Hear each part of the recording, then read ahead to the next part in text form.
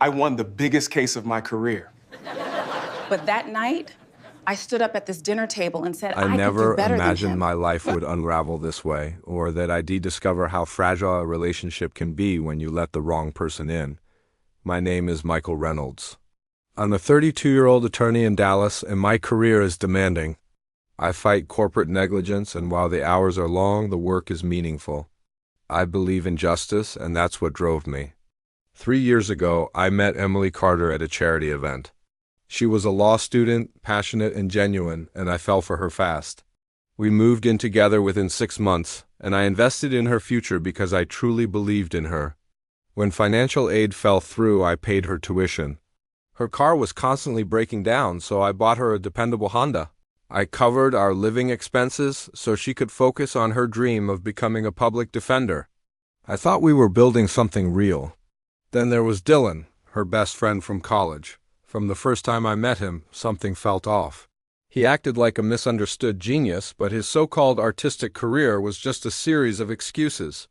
He drifted between couches, borrowed money he never repaid, and seemed to thrive on emotional drama.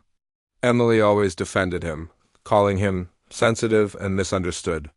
Soon, Dylan was a constant presence in our lives. He'd criticize my job, undermine our relationship, and insert himself into Emily's decisions. He'd call her late at night, playing the victim, and she always took the bait. I tried to believe her when she said they were just friends. But things got worse when Dylan needed $2,000 for his car. Emily took it from our joint account without even asking. When I confronted her, she defended him fiercely, saying he was just going through a tough time. But his tough time never seemed to end. The more I watched, the clearer it became. Dylan wasn't just a harmless friend. He was a poison in our home. Still, I was patient. I thought he'd eventually fade out of our lives as Emily grew up. I was wrong. The breaking point came after I won the biggest case of my career, a class action lawsuit against a pharmaceutical company. It was a massive victory, life-changing for the victims, and a huge moment for me. To celebrate, I hosted a dinner at our place. Emily and I cooked together, and I hoped it would bring us closer. Instead, Dylan showed up and destroyed everything.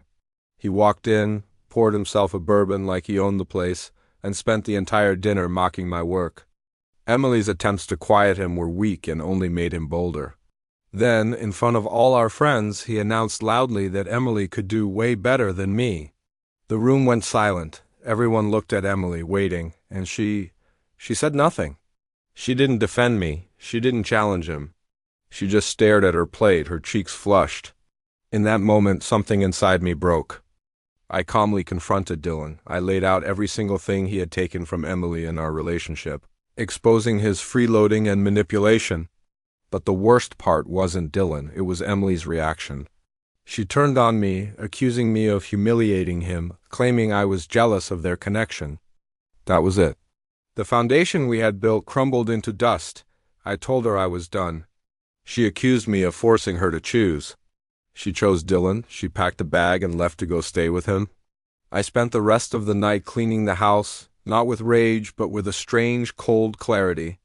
The next morning, I changed the locks, removed her from my accounts, and canceled her tuition payments. Her remaining things were packed and ready for delivery. The calls started a few weeks later, angry at first, then desperate. I ignored them all. Then one night, she showed up at my door. She looked exhausted, broken. She told me Dylan had become controlling and possessive, belittling her ambitions while secretly dating someone else. When she found out, he threw her out. All her excuses for him had finally turned to ash. She begged me to take her back, admitting she'd made a terrible mistake. She pleaded for another chance. For a second, I almost gave in. But then I remembered her silence at the dinner table. I remembered how she chose his drama over our peace. She didn't come back because she loved me. She came back because she had nowhere else to go. I told her no. I gave her enough money for a hotel and wished her well. Months passed. I focused on my work and started to rebuild. That's when I met Dr. Sarah Mitchell, a corporate psychologist. She was brilliant, independent, and confident. We fell for each other slowly, naturally. There were no games, no drama. She valued honesty and balance.